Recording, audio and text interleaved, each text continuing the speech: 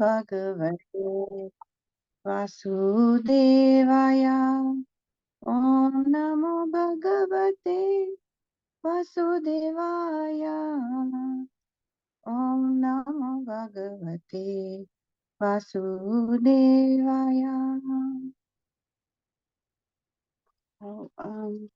Chapter 12 is verse 16. Devena pratikatena shukle samstham upeyushi rato vo nugraharthaya Vishnuna Prabhavishnuna. Hare Krishna translation. The Brahmana said, "This spotless son has been restored by the all-powerful and all-pervasive Lord Vishnu, the personality of Godhead, in order to oblige you. He was saved when he was doomed to be destroyed by an irresistible supernatural weapon." Verse 17. Tasmanamna Vishnurata iti loke bhavishyati na sandeho mahabhaga mahabhagavato mahan. For this reason, this child will be well known in the world as one who is protected by the personality of Godhead. O most fortunate one, there is no doubt that this child will become a first-class devotee and will be qualified with all good qualities.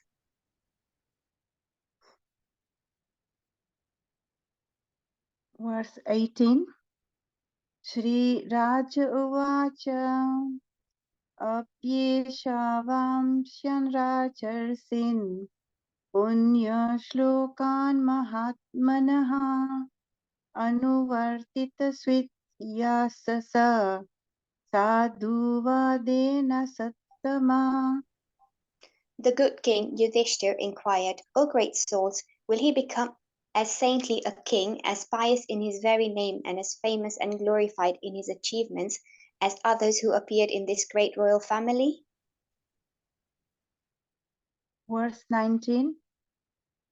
Ramana Uchu Partha Pravachita Sakshat Ikshvakuriva Manavaha Brahmanya Satyasandascha Ramo Dasharatiryatha. The learned Brahmana said, "O son of Pritha, this child shall be exactly like King Ikshvaku, son of Manu, in maintaining all those who are born. And as for following the Brahminical principles, especially in being true to his promise, he shall be exactly like Rama, the personality of Godhead, the son of Maharaj Dashrath." Verse 20.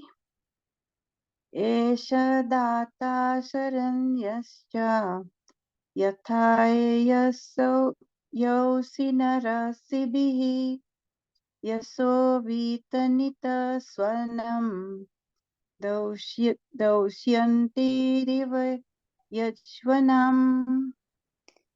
This child will be munificent donor of charity and protector of the surrendered, like the famous King Shibi of the Ushinara country, and he will expand the name and fame of his family like Bharata, the son of Maharaj Dushyanta. Verse 21. Tanvinam agranir esha tulyascharjunayor tvayo hutasha iva durdarshaha samudra iva dustaraha. Amongst great bowmen, this child will be as good as Arjun. He will be as irresistible as fire and as unsurpassable as the ocean. Verse 22. Ragendra iva vikranto nisevyo himavaniva titikshur vasudevasau Sahishnu Pitaraviva. This child will be as strong as a lion and as worthy a shelter as the Himalaya mountains. He will be forbearing like the earth and as tolerant as his parents. Verse 23. Pitamaha samye prasade girishopama ashraya sarvabhutanam yatha devo ramashrayaha. This child will be like his grandfather Yudhishthir or Brahma in equanimity of mind. He will be munificent like the lord of the Kailasha hill, Shiva, and he will be the resort of everyone, like the Supreme Personality of Godhead, Narayan, who is even the shelter of the goddess of fortune. Verse 24. Sarva Sadguna Mahatmye Esha Krishnam Anuvrataha Ranti Deva Ivodaro Yayatiriva Dharmikaha. This child will be almost as good as Lord Sri Krishna by following in his footsteps. In magnanimity, he will become as great as King Rantidev, and in religion, he will be like Maharaja Yayati. Verse 25. Tritya Balisama Krishne Prahrada Iva Sadgraha Ahartaiso Swametanam Vrittanam Pariyupasaka. This child will be like Bali Maharaj in patience, a staunch devotee of Lord Krishna like Prahlad Maharaj, a performer of many Ashwamedh sacrifices, and a follower of the old and experienced men. Verse 26. Rajarshinam Janayita Shastajopatagaminam Nigrahita Kaler Esha Bhuvo Dharmasya Karanat. This child will be the father of kings who will be like sages. For world peace and for the sake of religion, he will be the chastiser of the upstarts and the quarrelsome. Verse 27. Takshakad Atmano Mrityum Dvija Putropasarjitat Prapasyata Upashrutya Muktasanga Padam Hare. After hearing about his death, which will be caused by the bite of a snake bird sent by a son of a Brahmana, he will get himself freed from all material attachment and surrender unto the personality of Godhead, taking shelter of him. Verse 28. Jignasitatmayathartyo Munirvyasa Sutadasau Hitvedam Nrpagangayam Yasyatyada Kutopayam. After inquiring about proper self-knowledge from the son of Vyasadeva, who will be a great philosopher, he will renounce all material attachment and achieve a life of fearlessness. Verse 29. Iti Rajna Upadishya Viprajataka Kovida Labdha Pachitya Sarve Pratijagmu Swakan Grahan. Thus, those who are expert in astrological knowledge and in performance of the birth ceremony instructed King Yudhishthir about the future history of this child. Then, being sumptuously remunerated, they all returned to their respective homes. Verse 30. Sa esha loka vikhyata Parikshit iti yat prabhu Purvam drastamanoodhyayan Parikshita naresvahi naresivaha. So his son would become famous in the world as Parikshit examiner because he would come to examine all human beings in his search after that personality whom he saw before his birth. Thus he would come to constantly contemplate him. Verse 31. Saraj putro va vritte asu shukla ivo dupaha apuryamana pitrabhihi kashtabir evan nvaham. As the moon in its waxing fortnight develops day after day, so the royal prince Parikshit very soon developed luxuriantly under the care and full facilities of his guardian grandfathers. Verse 32. Yakshamano swamedena yati droha jihasayaha rajalabdadano dyayo nanyatra karo dandayaho. Just at this time, King Yudhishthir was considering performing a horse sacrifice to get freed from sins incurred from fighting with kinsmen. But he became anxious to get some wealth, for there were no surplus funds outside of fines and tax collection. Verse 33. Tad abhipretamalaksya Ratarochuta koditaha Dhanam prahinama har ajahur udityam dishi purishaha.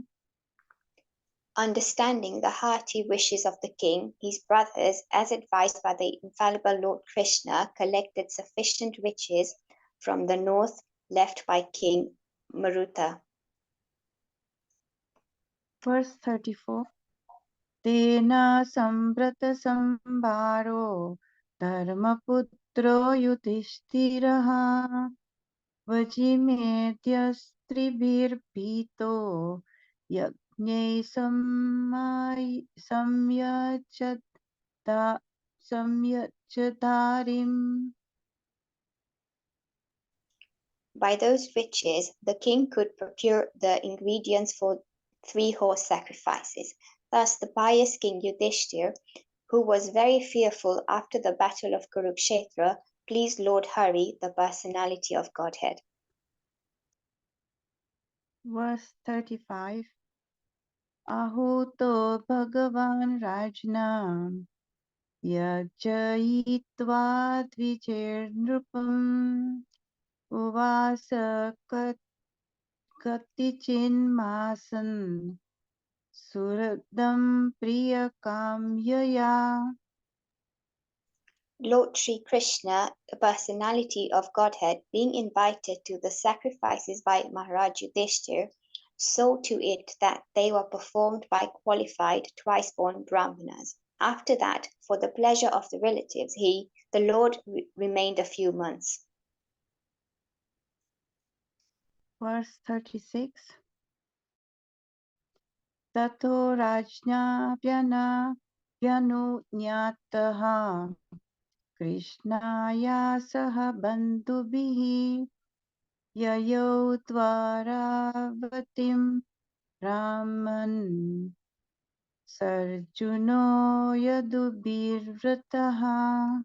O Shonaka, thereafter the Lord, having bid farewell to King Yudhishthir, Draupadi and other relatives started for the city of Dwarka, accompanied by Arjun and other members of the Yadu dynasty. Thank you, Hare Krishna. Hare Krishna. Thank you for any of my mistake or all my mistakes. Thank you, Prabhu. Hare Krishna. Thank you so much. No, there was no mistakes. Nirvasana Mataji was very, very nice, very nicely, very patiently. You pronounced the verses very nicely. And Chetna Mataji, the English was so nice, very clear to understand. Thank you both so much. So we're going to recite we're going to cover today 18, 19, 20, and 21. And all of them have got quite lengthy purports. We'll do that straight from here, from this website, and Then we'll go to the PowerPoint to cover the salient points. So what I will do is we'll just we started the Sanskrit, so just in the interest of time, we'll skip the Sanskrit, just do the translation.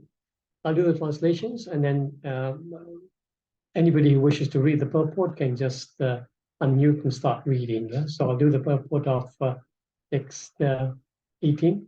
Om Namo Bhagavate Vasudevaya. Om Namo Bhagavate Vasudevaya. Om Namo Bhagavate Vasudevaya. Narayanam Namaskritya Naram Chaiva Narottamam Devim Saraswatim Vyasam Tato Jayam Mudiraya Nashtaprayashu Bhadreshu Nityam Bhagavata Sevaya Bhagavati Uttama Shloke Bhaktir Bhavati Naistiki Krishna Swadamupagate Dharma Dhyana Didishaha Kalau Nasta Dishna Nesha Purana Kodunodita Hare Krishna, Krishna Krishna, Hare Hare, Hare Rama, Rama Rama, Hare Hare. Namo Om Vishnu Padaya Krishna Krishna Bhutale Srimate Pati Sadi Swami Namine. Ekta Cheva Super Nata Vagni Nam Chara Saputam Prabhupada Katatana Nami Bhakti Charitaram. Namo Om Vishnu Padaya Krishna Krishna Bhutale Srimate Pati Vedanta Swami Namine. Namaste Saraswate Devi Gauravani Pachari Nirvishesha Surya Bhavita. Prabhupada Ki Jai. Translation of purport by Prabhupada, Bhagavatam, first canto, chapter 12, text 18.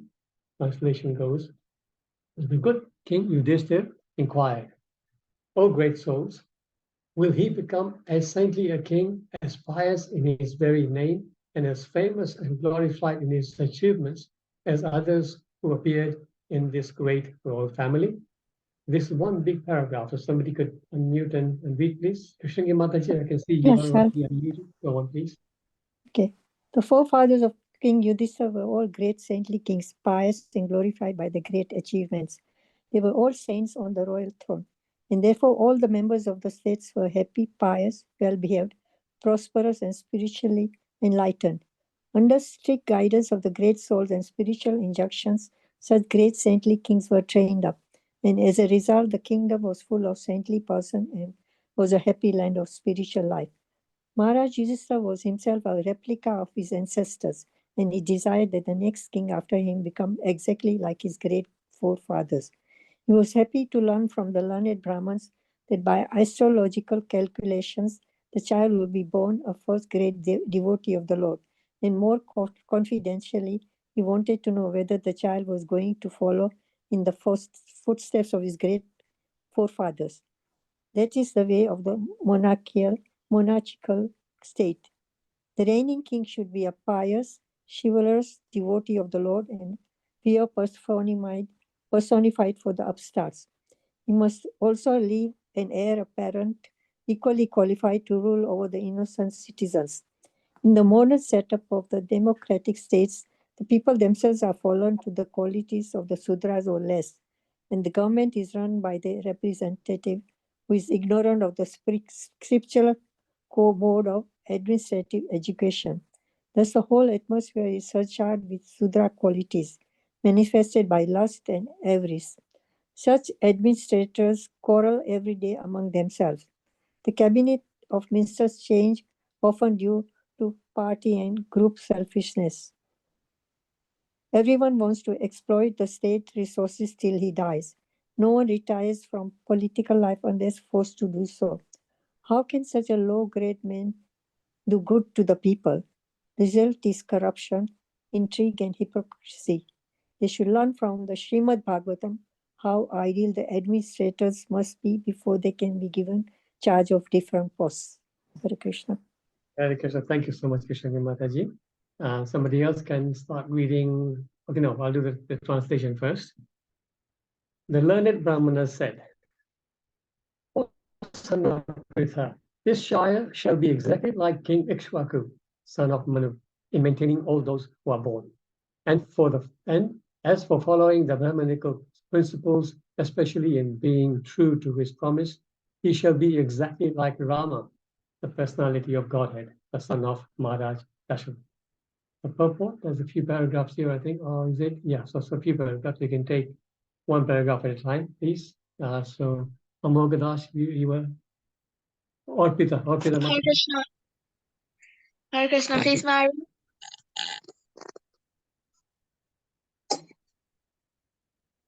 Please, Mary. Yes, please, Orpita Mataji. Yes. Thank you. Praja means the living being who has taken his birth in the material world. Actually, the living being has no birth and no death, but because of his separation from the service of the Lord and due to his desire to lord it over material nature, he is offered a suitable body to satisfy his material desires. In doing so, one becomes conditioned by the laws of material nature, and the material body is changed in his terms of his own work. The living entity thus transmigrates from one body to another in 8,400,000 species of life. But due to his being the part and parcel of the Lord, he not only is maintained with all necessaries of life by the Lord, but also is protected by the Lord and his representatives, the saintly kings. These saintly kings give protection to all the prajas, or living beings, to live and to fulfill their terms of imprisonment. Maharaja Parikshit was actually an ideal saintly king because while touring his kingdom, he happened to see that a poor cow was about to be killed by the personified Kali, whom he at once took to task as a murderer. This means that even the animals were given protection by the saintly administrators, not from any sentimental point of view, but because those who have taken their birth in the material world have the right to live. All the saintly kings, beginning from the king of the sun globe down to the king of the earth, are so inclined by the influence of the Vedic literatures. The Vedic literatures are taught in higher planets also, as there is inference in the Bhagavad Gita 4.1 about the teachings to the sun god Vivasvan by the Lord, and such lessons are transpired by disciplic succession, as it was done by the sun god to his son Manu, and from Manu to Maharaja Ikvasu. There are 14 Manus in one day of Brahma, and the Manu referred to herein is the seventh Manu, who is one of the Prajapatis, those who create progeny, and he is the son of the sun god. He was also known as Vaivasvamanu. He had 10 sons, and Maharaja Ikvasu is one of them. Maharaja Ikvasu also learned Bhakti Yoga as taught in the Bhagavad Gita from his father, Manu, who got it from his father, the sun god. Later on, the teaching of the Bhagavad Gita came down by disciplic succession from Maharaja Ikvasu, but in course of time, the claim was broken by unscrupulous persons, and therefore again it had to be taught to Arjuna on the battlefield of Kurukshetra. So all the Vedic literatures are current from the very beginning of the creation to the material world, and thus the Vedic literatures are known as Uparasaya, not made by man. The Vedic knowledge was spoken by the Lord and first held by Brahma, the first created living being with the universe. Hare Krishna. Hare Krishna. Thank you so much, Orpita. It was very nice. So then somebody can take it from here to the end of the purport, please. So Amoga Prabhu, is that who was that?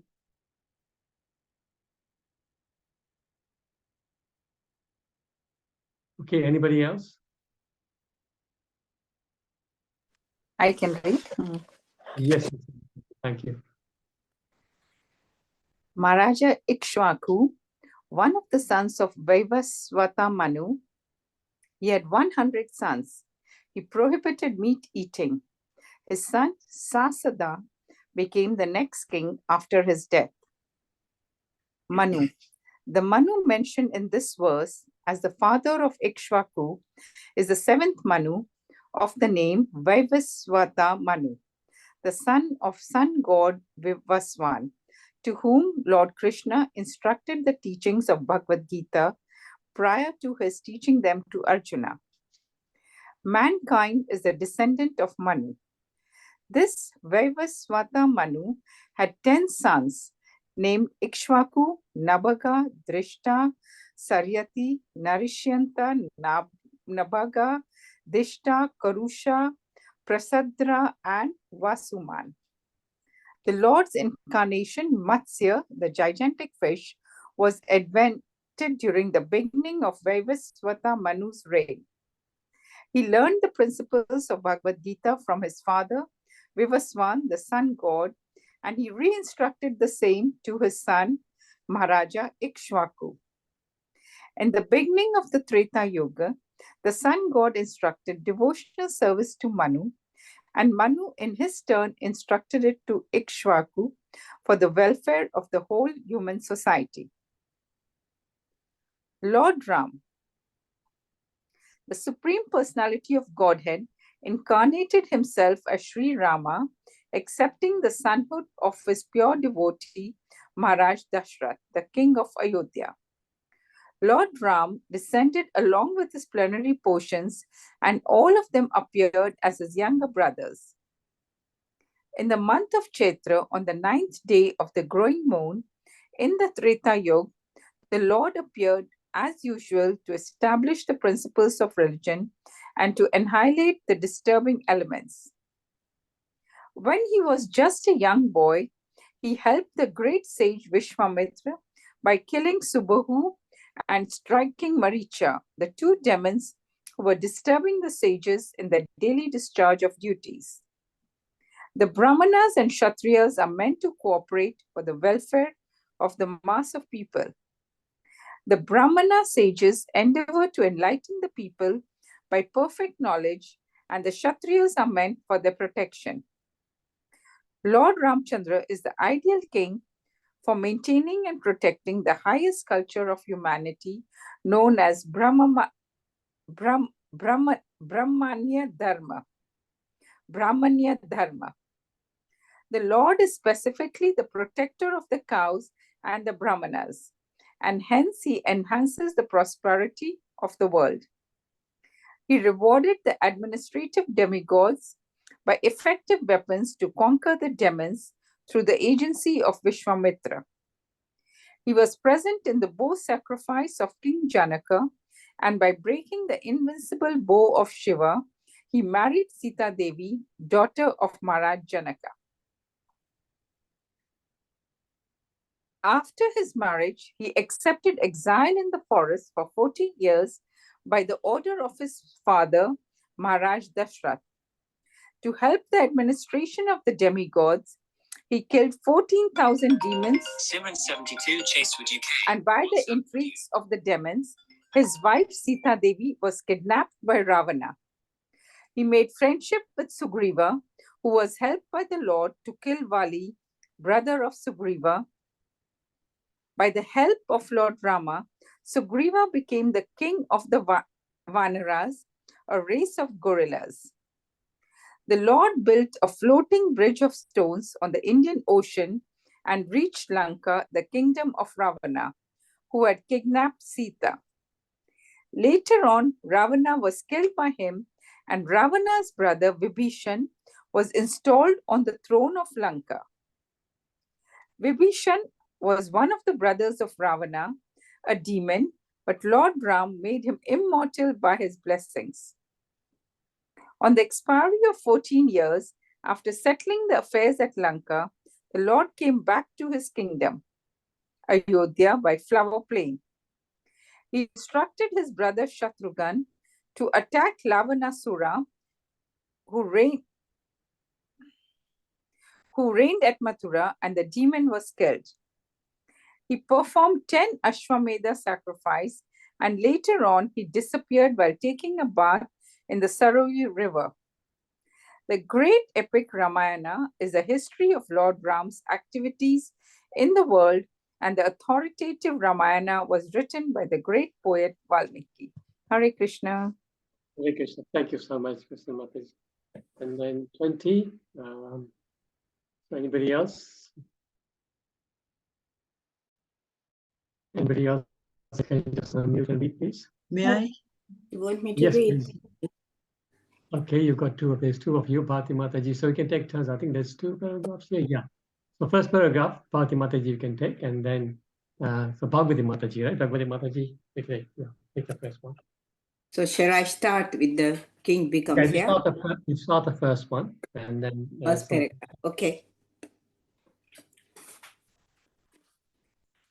Hare Krishna. A king becomes famous by his acts of charity, performances of yajnas, protection, and the surrender, etc. A Kshatriya king is proud to give protection to the surrendered souls. This attitude of a king is called Ishvara Bhav, or factual power to give protection in a righteous cause. In the Bhagavad Gita, the Lord instructs living beings to surrender unto him, and he promises all protection. The Lord is all-powerful and true to his word, and therefore he never fails to give protection to his different devotees. The king, being the representative of the Lord, must possess this attitude of giving protection to the surrendered souls at all risks. Maharaj Sibi, the king of Usinara, was an intimate friend of Maharaj Yayati, who was able to reach the heavenly planet along with Maharaj Sibi.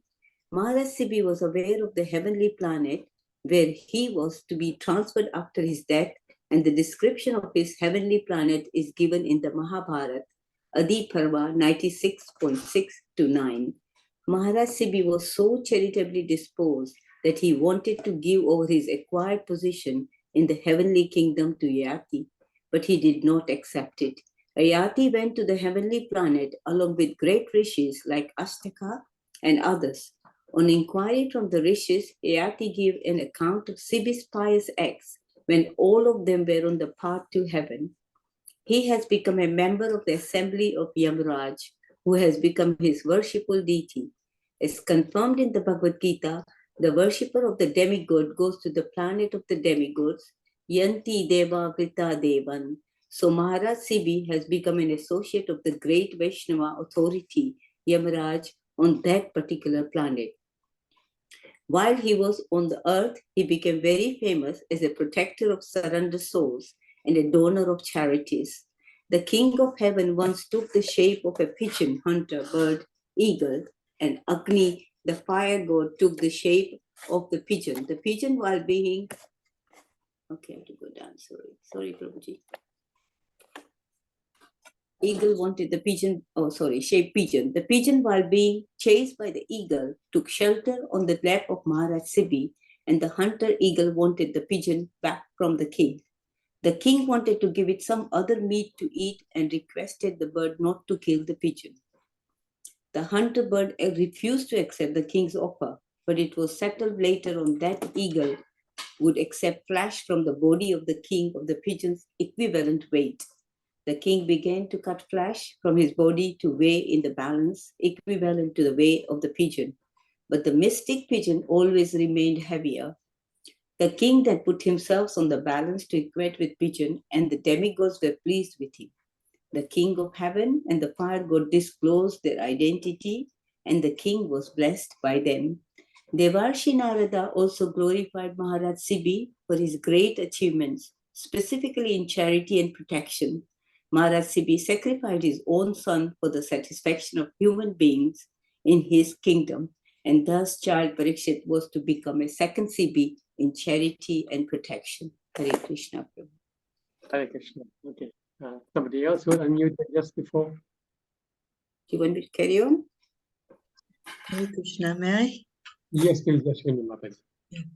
Yushanti Bharata. There are many Bharatas in history, of which Bharata, the brother of Lord Ram, Bharata, the son king of King Rishabha, and Bharata, the son of Maharaj Dushyanta, are very famous.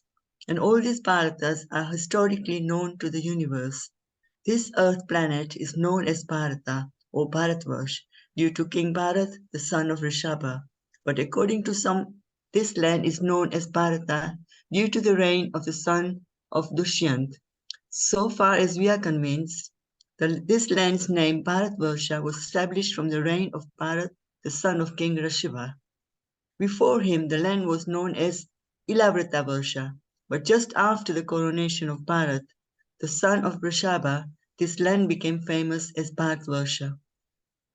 Continue, please, Yashwin Mataji, continue, please. But despite all this, Bharat, the son of Maharaj Dushyanta, was not less important. He is the son of the famous beauty Shakuntala. Maharaj Dushyanta fell in love with Shakuntala in the forest, and Bharat was conceived. After that, Maharaj forgot his wife Shakuntala by the curse of Kanva Muni, and the child Bharat was brought up in the forest by his mother.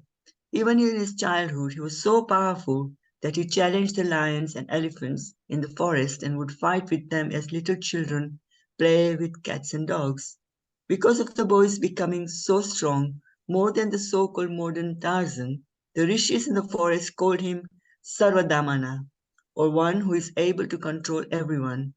A full description of Maharaj Bharat is given in the Mahabharata Adiparva. The Pandavas or the Kurus are sometimes addressed as Bharata due to being born in the dynasty of the famous Maharaj Bharat, the son of King Dushyanta. Thank you so much, Yashwini Mataji. Thank you. Hare Krishna. The purport, the last text for today. Again, it's a long one. Looks like we're going to finish the class before the purports are read, but that's what happens when you're trying to read so many verses together. And I think the purports are very important to read. You cannot miss out the purports, otherwise there's no point reading the Bhagavatam. So somebody else can now read. Maybe we go half and half. So one person can read half, and the other one can read half. I can read, Prabhuji. Okay, Mataji, please. Thank you. The purport, yeah? Yes, please. In Oh, sorry, history, I didn't read the translation. Sorry, yes. I think I missed the last one too, but I'll just read this now. Amongst great bowmen, this child will be as good as Arjuna. He will be as irresistible as fire and as unsurpassable as the ocean. Continue, please. in history, there are two Arjunas. One is Kartavirya Arjuna and the king of Haihaya, and the other is the grandfather of the child. Both the Arjunas are famous for their bowmanship, and the child Pariksit is foretold to be equal to both of them, particularly in fighting. A short description of the Pandava Arjuna is given below. Pandava Arjuna, the great hero of the Bhagavad Gita. He is the Kshatriya son of Maharaj Pandu. Queen Kunti Devi could call for any one of the demigods, and thus she called Indra, and Arjuna was born by him. Arjuna is therefore a plenary part of the heavenly king Indra. He was born in the month of Falguna, February, March, and therefore he is also called Falguni. When he appeared as the son of Kunti, his future greatness was proclaimed by air messages, and all the important personalities from different parts of the universe, such as the demigods, the Gandharvas, the Adityas from the sun globe, the Rudras, the Vasus, the Nagas, the different rishis, sages of importance, and the Apsaras, the society girls of heaven, all attended the ceremony. The Apsaras pleased everyone by their heavenly dances and songs. Vasudev, the father of Lord Krishna and the maternal uncle of Arjuna, sent his priest representative Kashyapa to purify Arjuna by all the prescribed samskaras or reformatory processes. His sanskaras of being given a name was performed in the presence of the rishis, residents of Satarsanga. He married 4 wives, Draupadi, Subhadra, Chitrangada, and Ulupi, from whom he got 4 sons of the names Srutakirti, Abhimanyu, Baruvahana, and Iravan, respectively.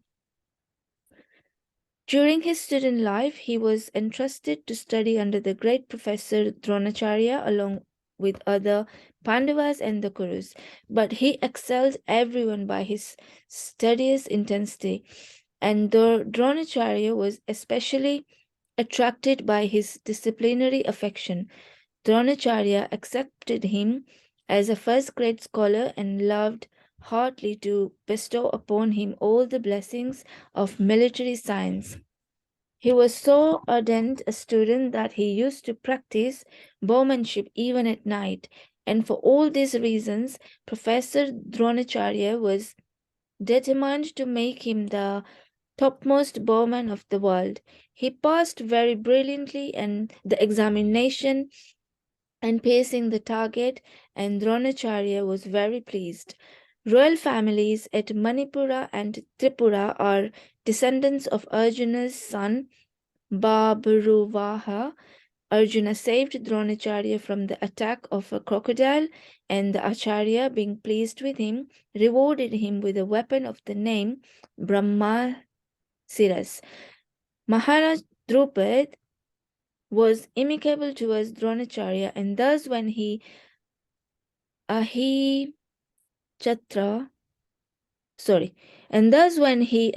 attacked the Acharya, Arjuna got him arrested and brought him before Dronacharya. He besieged a city of the name Ahichatra belonging to Maharaj Drupad, and after taking it over, he gave it to Dronacharya. The confidential treatment of the weapon Brahmasiras was explained to Arjuna, and Dronacharya was promised by Arjuna that he would use the weapon if necessary when he, Dronacharya, personally became an enemy of Arjuna. By this, the Acharya forecasted the future battle of Kurukshetra, in which Dronacharya was on the opposite side. Maharaj Drupad, although defeated by Arjuna on behalf of his Professor Dronacharya, decided to hand over his daughter Draupadi to his young combatant, but he was disappointed when he heard the false news of Arjuna's death in the fire of a Shalak house, intrigued by Duryodhana. He therefore arranged for Draupadi's personal selection of a groom who would pierce the eye of a fish hanging on the ceiling. This trick was especially made because only Arjun could do it, and he was successful in his desire to hand over his equally worthy daughter to Arjuna.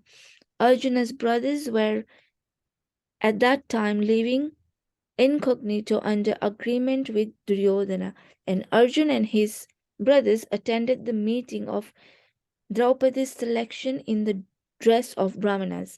When all the Kshatriyas kings assembled saw that a poor Brahmana had been garlanded by Draupadi for her lord, Sri Krishna disclosed his identity to Balaram. He met. So Okay. okay, so continue, please, Jyoti. You just finish it. So forth. Yeah, Okay. thank you. He met Ulupi at Haridwar, and he was attracted by that girl belonging to Nagaloka, and thus Iravan was born. Similarly, he met Chidrangda, a daughter of the king of Manipur, and thus Babhruvahana was born. Lord Sri Krishna made a plan to help Arjun to kidnap Subhadra, sister of Lord Krishna, because Baladev was inclined to hand her over to Duryodhana. But Yudhishthir also agreed with Sri Krishna, and thus Subhadra was taken by force by Arjuna and then married to him. Subhadra's son is Abhimanyu, the father of Parikshit Maharaj. The posthumous child, Arjuna satisfied the fire god by setting fire to the Khandava forest, and thus the fire god gave him one weapon. Indra was angry when the fire was set in the Khandava forest, and thus Indra, assisted by all other demigods, began fighting with Arjun for his great challenge. They were defeated by Arjun, and Indradev returned to his heavenly kingdom. Arjun also promised all protection to one Mayasur, and the later presented him one valuable conch shell celebrated as the Devadat. Similarly, he received many other valuable weapons from Indradev when he was satisfied to see his Shivali. When Maharaj Yudhishthir was disappointed in defeating the king of Magadha, Jarasandh, it was Arjun only who gave King Yudhishthir all kinds of assurances, and thus Arjun, Bhim, and Lord Krishna started for Magadha to kill Jarasandh. When he went out to bring all other kings of the world under the subjection of the Pandavas, as was usual after the coronation of every emperor, he conquered the country named Kalinda and brought in subjugation King Bhagadatta. Then he traveled through countries like Antagiri, Ulukapura, Modapur, and brought under subjugation of all rulers. Sometimes he underwent severe types of penances, and later on he was rewarded by Indradev. Lord Shiva also wanted to try the strength of Arjuna, and in the form of an aborigine, Lord Shiva met him. There was a great fight between the two, and at last Lord Shiva was satisfied with him and disclosed his identity. Arjuna prayed to the Lord in all humbleness, and the Lord, being pleased with him, presented him with the Pasupat weapon. He acquired many other important weapons from different demigods. He received Dandastra from Yamaraj, Pasastra from Varuna, and Antardhanastra from Kuvera, the treasurer of the heavenly kingdom.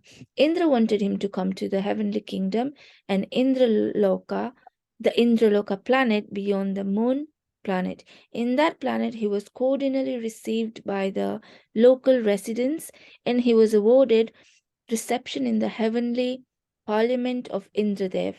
Then he met Indradev, who not only presented him with his Vajra weapon but also taught him the military and musical science as used in the heavenly planet. In one sense, Indra is the real father of Arjuna, and therefore indirectly he wanted to entertain Arjuna with the famous society girl of heaven, Urvasi, the celebrated beauty. The society girls of heaven are lusty, and Urvasi was very eager to contact Arjuna, the strongest human being. She met him in his room and expressed her desires, but Arjuna sustained his unimpeachable character by closing his eyes before Urvasi, addressing her as mother of the Kuru dynasty and placing her in the category of his mothers Kunti, Madri, and Sachidevi, wife of Indradev. Disappointed, Urvasi cursed Arjuna and left. In the heavenly planet, he also met the great celebrated ascetic Lomasa and prayed to him for the protection of Maharaj Yudhishthir. Prabhuji, please scroll the screen. Yeah. When his inimical cousin Duryodhan was under the clutches of the Gandharvas, he wanted to save him and requested the Gandharvas to release Duryodhan, but the Gandharvas refused, and thus he fought with them and got Duryodhana released. When all the Pandavas lived incognito, he presented himself in the court of King Virat as an eunuch and was employed as the musical teacher of Uttara, his future daughter-in-law, and was known in the Virat court as the Brihanala.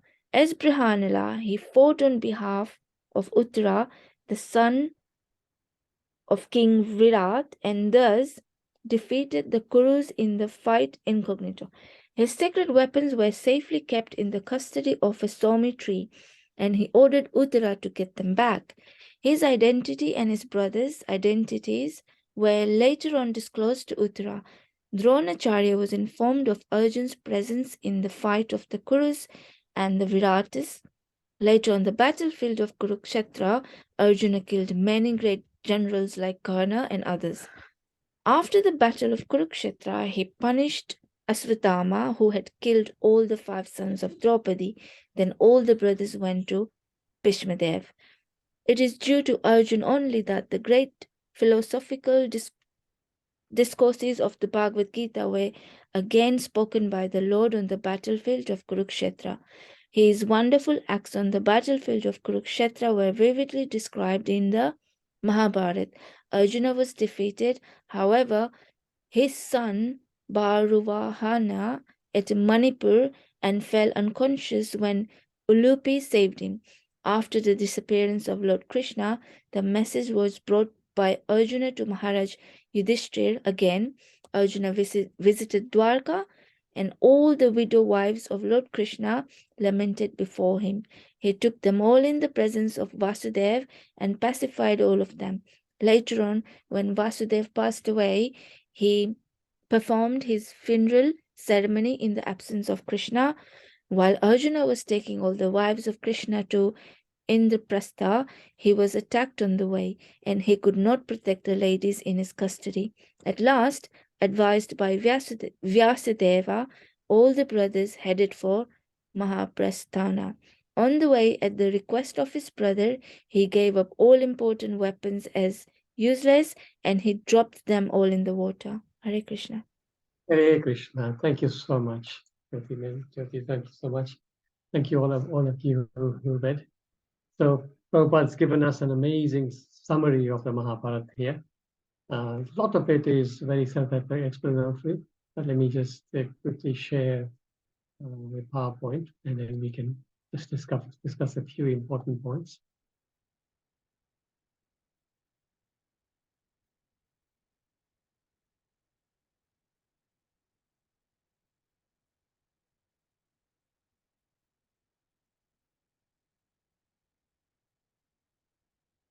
Okay, so we're reading Canto 1, Chapter 12. The title is Birth of Emperor Parikshit.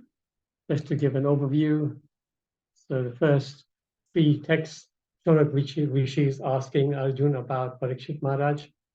Shanak Rishi is asking Sutta Goswami about Parikshit Maharaj. Sutta Goswami describing Maharaj with his exemplary role.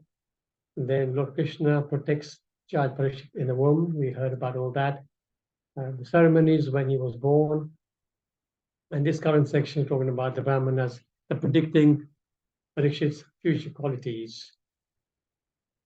So today's verses, we won't read the translations again because we've read them already in the interest of time. So basically, just going back a minute. Yeah. So yes, Yudhishthira Maharaj in text 13 is asking about the qualities to the two Brahmanas. The Brahmanas who were speaking were headed by Bhauma and Kripa. They were speaking to Yudhishthira Maharaj. So taking a piece from the purport, as I said, I've just taken a few salient points. So under the strict guide, Prabhupada says, under the strict guidance of the great souls and spiritual institutions, such great saintly kings were trained up. And as a result, the kingdom was full of saintly persons and was a happy land of spiritual life. So in that verse 18, the term Raja Shrin is used, or it's saintly kings. So Raja and Rishi, the two words, Raja is king or emperor, and Rishi means a saint.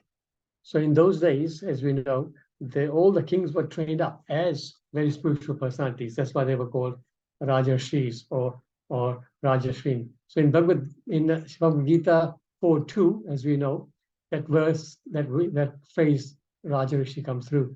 Evam parampara praptam imam Raja Shri vidu sakalina hamata yoga nashta parantapa. The supreme science was thus, he's talking about the Bhagavad Gita.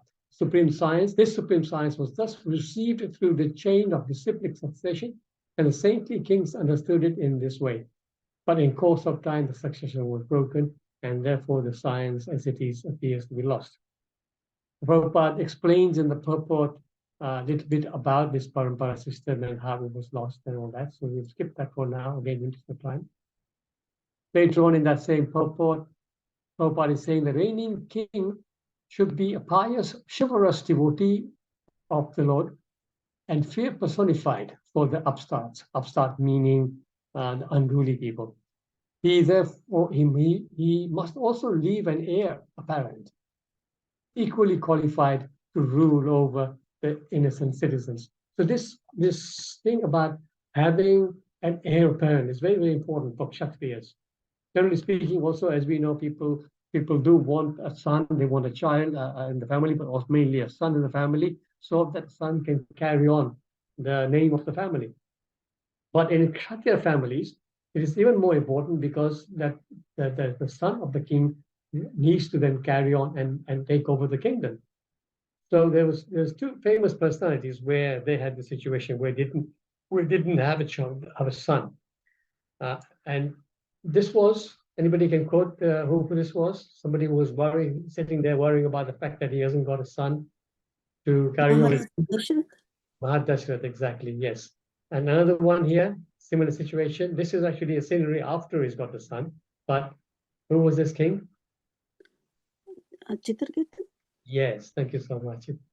Chitraketu. So in both these cases, both kings were lamenting because they didn't have a child.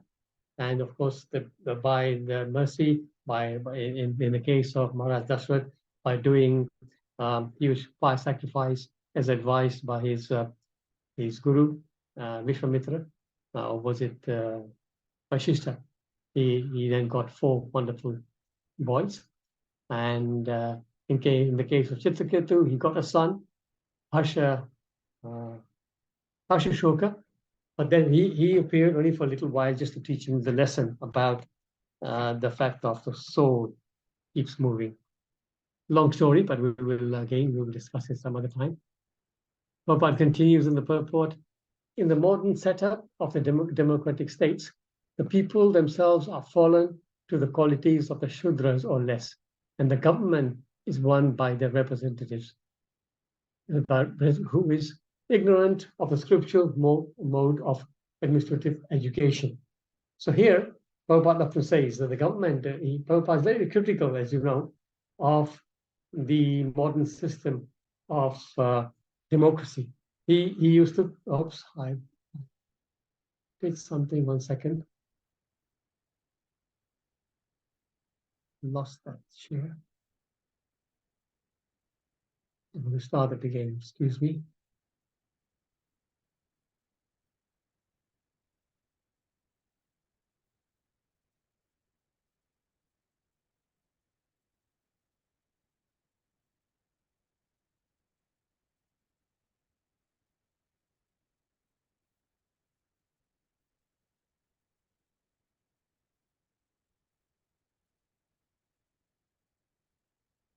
So yes, coming back to this. So Prabhupada often says about the democratic government, government of the Shudras, by the Shudras, for the Shudras. The whole atmosphere is run by the Shudras nowadays. And the Shudras, as it says in the 7th canto, 5th chapter, text 31. Nate vidu swartagatim he Vishnu, durashayaya bahi arthamanina, andayata ander upaniya manas, te pisha tantram urudam nibadda. So here it is explained, I just go to the purport actually, this is actually the translation.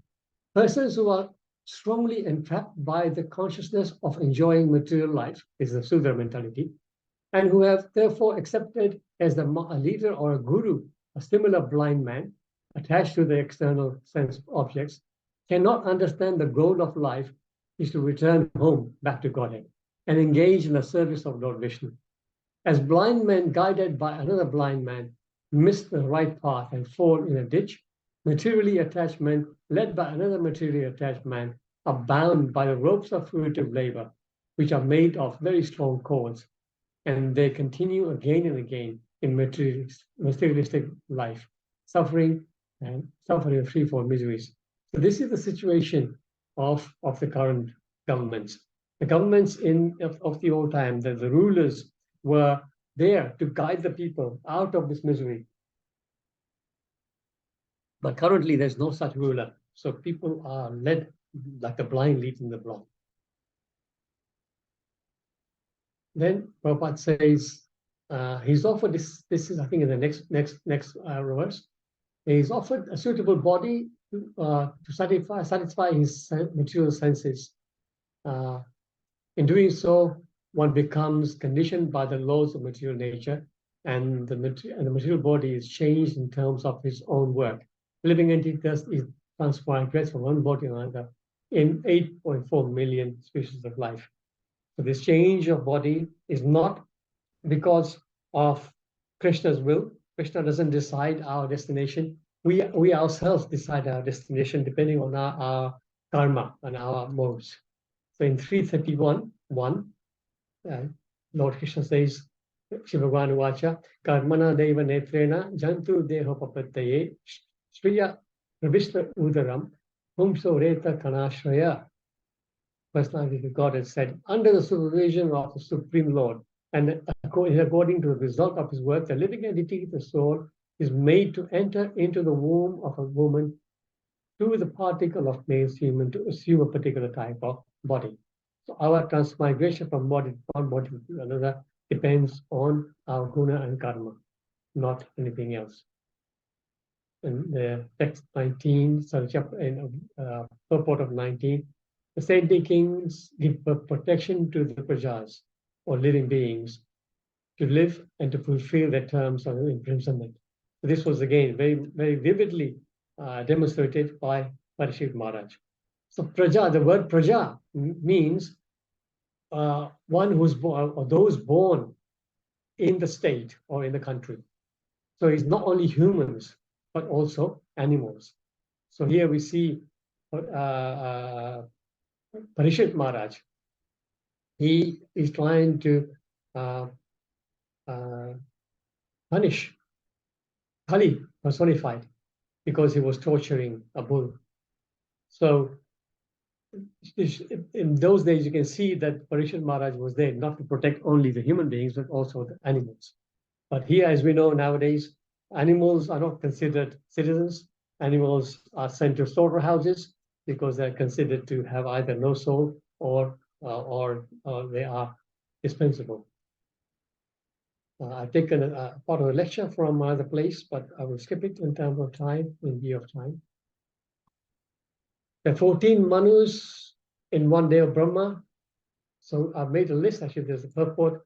135, Prabhupada actually gives the names of the Manus.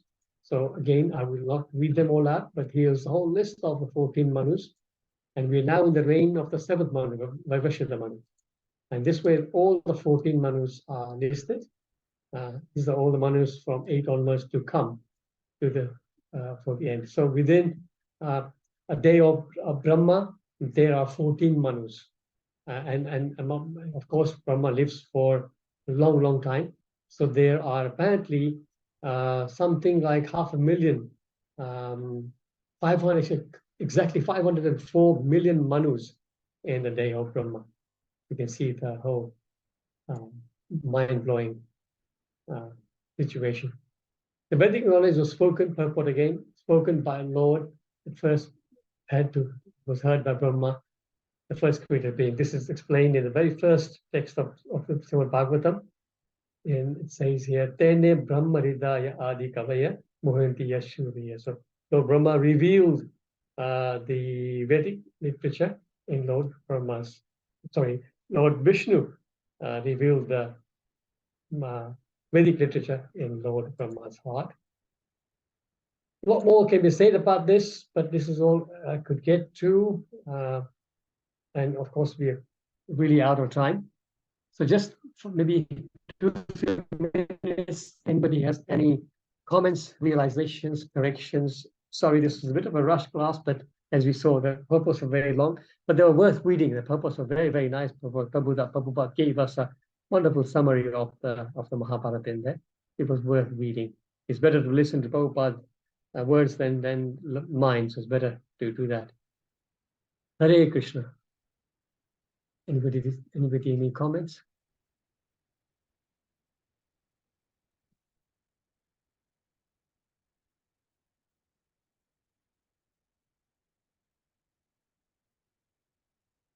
There's one part in the purport, I think, of the last or the one before, or 2021 purport, where it is mentioned that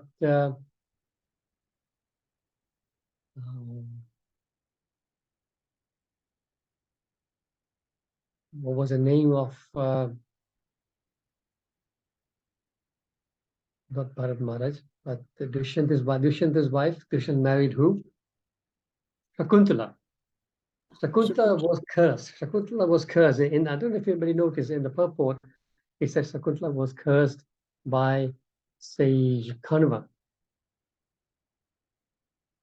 So my understanding is different. Anybody know who Shakuntala was cursed by?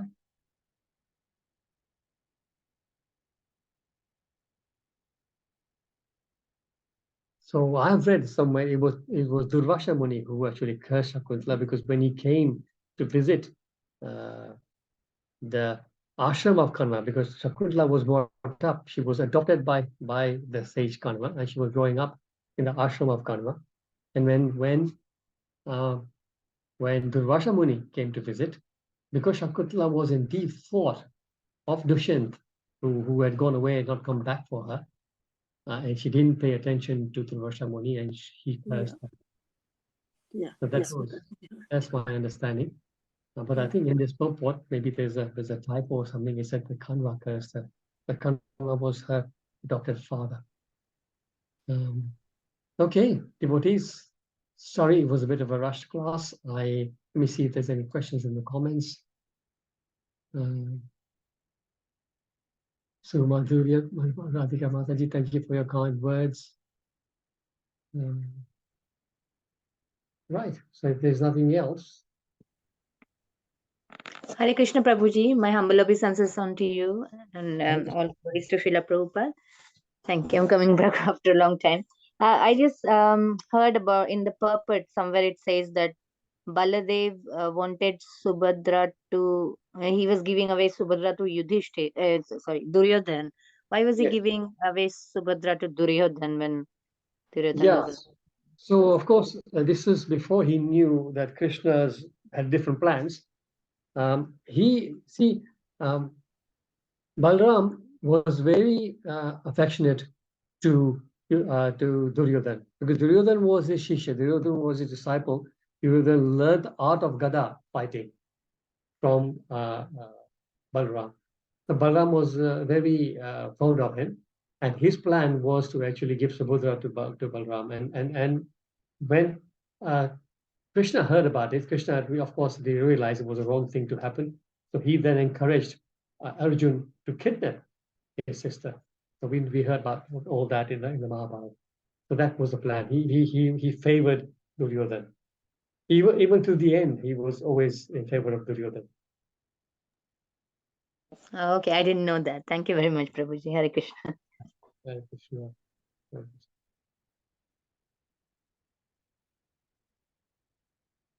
Okay, devotees, it's almost 9 o'clock, so we will call it a day. Thank you so much for tolerating me.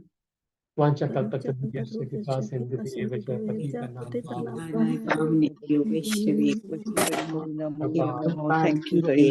Krishna. Prabhuji. Thank you, Prabhuji. It was Thank you, Yes, Prabhuji, for a very very well. nice class. Hare Krishna. Hare Krishna. Thank you, Prabhu. Hare Thank you, Krishna. Prabhuji. Thank you, Prabhuji, for the Prabhuji. wonderful class. Hare Krishna. Hare Krishna. Hare Krishna. Hare Krishna. Hare Krishna. Hare Krishna, Mukunda Hari Prabhu. Hare Krishna, Meera Ben. Hare Krishna. You say 7th Manu, Hmm. 14 Manusni life હોય ત્યારે એક પ્રમાણો દિવસ. One day of Brahma, that's right. So we are at the moment around the midday of Brahma. તો પછી once you said in our Gita class on Wednesday that the Satyug, Treta Yug, Dwapar Yug and Kali Yug એના total થાય એક પ્રમાણનો દિવસ એ કંઈક તમે big stage up to 1,000 of so total of Satya, Treta, Dwapar and Kali is 4.32 million years. 1.32 No, 4.32. You're writing down, yes? I'll wait. 4.132 billion. 4.32 million years is a day of million with an M. Yeah. Million years. That's his one day, but similar duration is his night. So his total day is 8.64 million. Day and night of Brahma is 8.64 million, right? Yeah. So during that, billion. Is billion. No, a million for a day. Yes, one day of Brahma is 8.4 billion. Oh, yes, correct. Because 1,000. Yeah. So 4.32 million is actually the total of the 4 yugas, and 1,000 times that is this day. Correct. Thank you for correcting me, Shailesh Prabhu. 1,000 times there. So that's billion. 4.2 billion years is his day, and similar duration is his night. So 8.64 billion years is a day and night of Brahma. So like this, Brahma lives for a month, so times 30, and then by year times 12, and then 100 by 100. So that's 311 trillion 40 billion years. That's a life of Brahma. Yeah, okay, I'll send that to you by WhatsApp. But Shailesh Prabhu, thank you so much. You're so alert as always. Yeah, there's some really beautiful stuff. Actually, Prabhupada, in his purports, has made a few errors is the wrong word. The pure devotee never makes errors. But there are a few differences in facts, the way he's interpreted them compared to how I think it's given in the Mahabharata. But this is Prabhupada, this is brilliant, as always. Absolutely. So we should always follow Prabhupada regardless of you can never go wrong with that plan. Totally agree.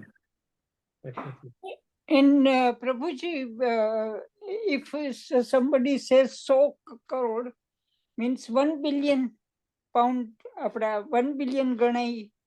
So see, I never lived in India, so I'm not sure. Shailesh Prabhu can help me here again. Somebody else. Crore is 1 10 lakh. Look, I'll tell you. So you have ek, das, so, hajar, ek lakh, which is 100,000, and then ek crore, which is 10 million. So 10 million. lakh, 1 crore. 10 million is lakh, 1 crore. This is 1 crore. Wow. So lakh is 100,000 and crore is 10 million. 10 million. Crore is 10 million. Crore એટલે 10 million, કારણ કે હમણાં લીલા શક્તિ માતાજી બોલ્યા હતા ને અવિનાશ પ્રભુની ત્યાં, પણ 100 કરોડ એટલે 1 બિલિયન થયા ને. I guess so. Yes. That's what I'm. Yes, sir.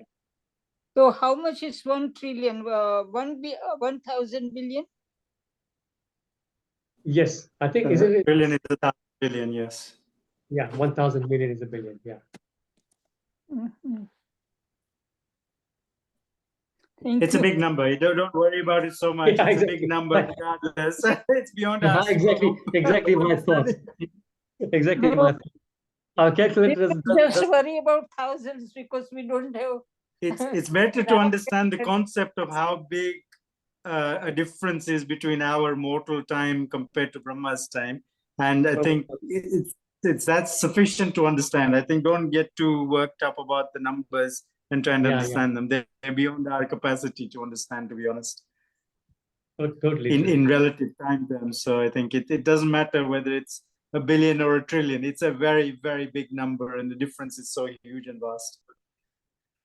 Yes, exactly. 8.64 million years is a day and night of Brahma.